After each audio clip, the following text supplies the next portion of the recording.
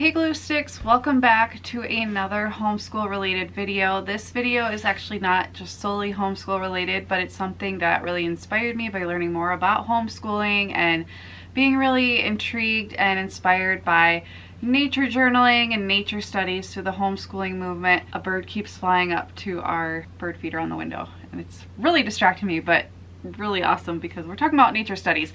Anyway, this summer I am planning to do a lot of nature journaling, nature studies, just learning about the nature around us, nothing too formal. And so I wanted to share with you our nature bag and everything I'm including with it, in it, and what I plan to do with it. So let's get started. If you are new here, hi, my name is Sarah and I am the mom to 3 little girls ages 6, 3.5, and 8 months old. And I am starting homeschooling this fall. My current kindergartner will be in 1st grade, my 3.5-year-old will be preschool age, and then my 8-month-old will just be turning 1, and so she'll just be doing a lot of playing and napping and that kind of thing. So I'm really excited, and I have started a whole series here on my channel talking about homeschooling every Tuesday. So if you want to hear more, make sure you subscribe. And then I also have lots of other great content for busy moms, working moms, hacks, things to make life easier, time management tips, and things of that nature. So please subscribe and become part of our glue stick family. We would love to have you.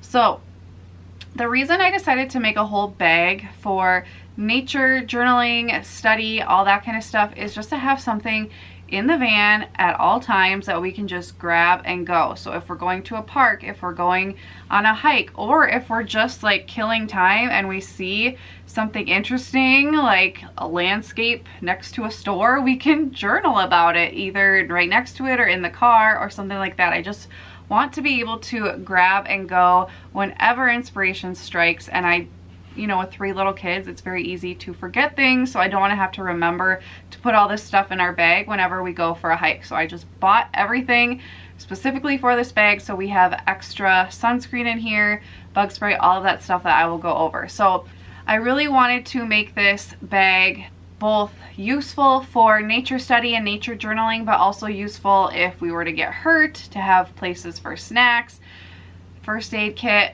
lunch, water bottles, all of that stuff, hats, for if we are doing a longer hike or something of that nature. So we just have one bag that we know what to put in it, we know what it looks like, we know where to retrieve things from, and we don't have multiple things that we're constantly filling up and taking out and things like that, just to streamline it. So first let's talk about the bag I picked. I just wanted something affordable, but of course it had to be floral.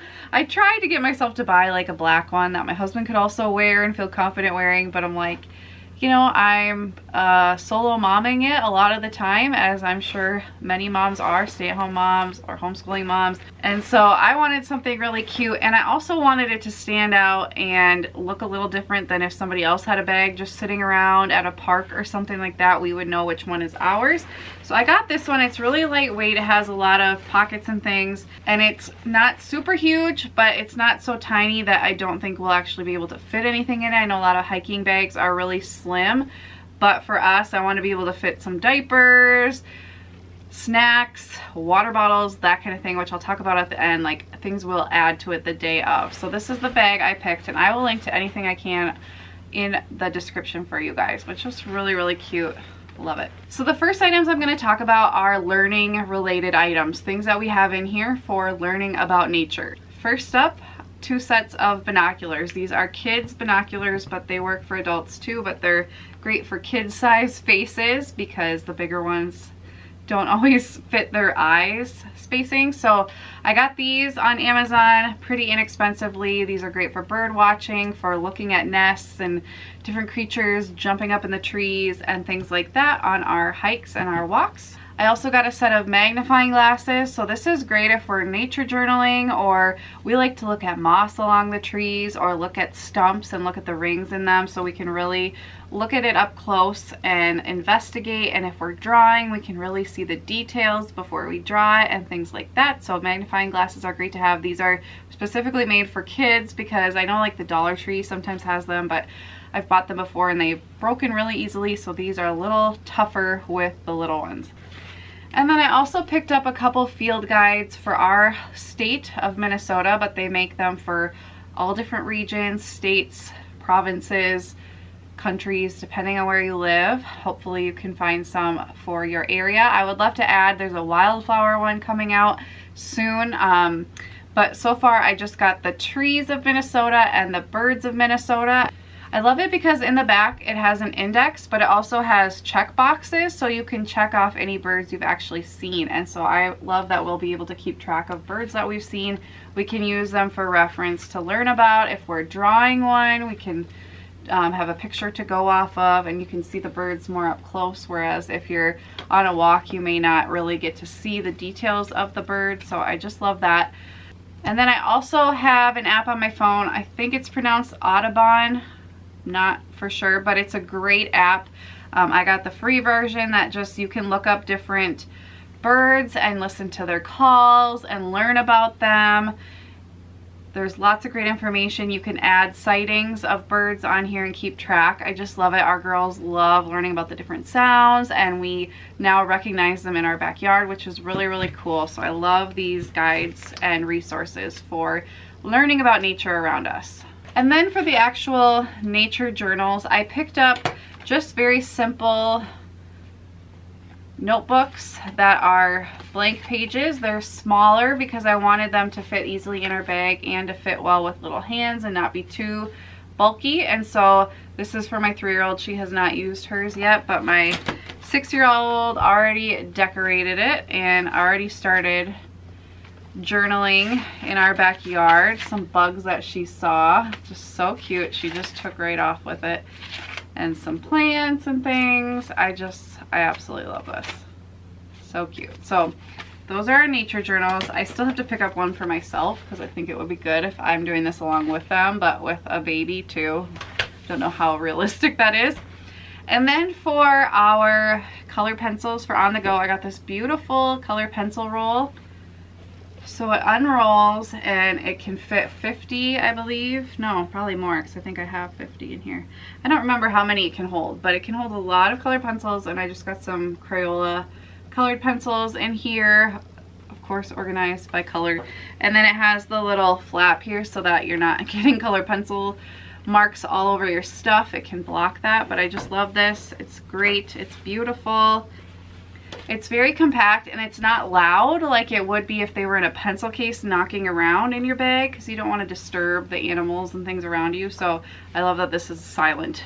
Okay, moving on to safety, because if you are hiking, it is good to have some safety items with you. Something I hadn't really thought about till I was like looking online for different ideas for things when you're hiking with little kids is a whistle. And this you can wear as a lanyard. I'll probably just keep it in the bag, but I'm going to teach our girls that when I blow this or they hear this, they need to try to follow the sound. So this is if one of us got lost from the group, we can find each other, or if like we need help, we can whistle it and hopefully somebody will come help us. Hopefully we'll never have to use it, but I'd rather have it than not. I also got a little compact first aid kit so that we have just the things we need, nothing too excessive, because if we did get really injured, we'd be heading back, but just enough to do the job. And then I also added an extra set of sunscreen. We love the Think Sport for Kids sunscreen. I've been using this for years. It's a great natural sunscreen. And then we're trying this one out yet. It got a lot of great reviews. I've used other natural bug sprays in the past. Some work great, some not so much, but I want to try this. This is by Repel, but it is a lemon eucalyptus DEET free bug spray, so hopefully this will work well, because you never want to be without bug spray on a hike. You just never know when the mosquitoes will be biting. And then the things I will add the day of will be like my wallet, so that, you know, it's not left out in the car, or I'll leave it at home depending on what we're doing that day.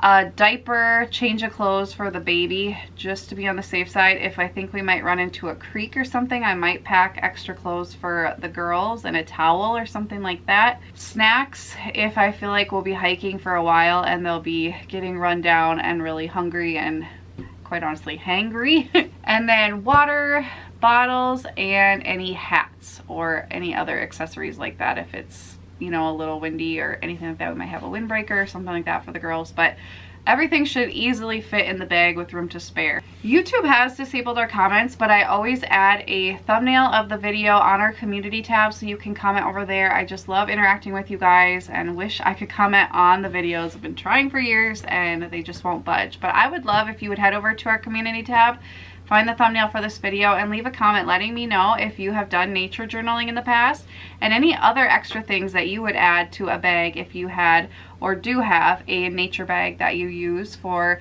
exploring nature with your family. I would love more tips over there for our whole community as well as myself, since I am new to this. Thank you guys so much for watching. Make sure you come back later this week for another video and come back next Tuesday for another specifically homeschool related video. Thank you so much for watching. I'll see you next time. Bye.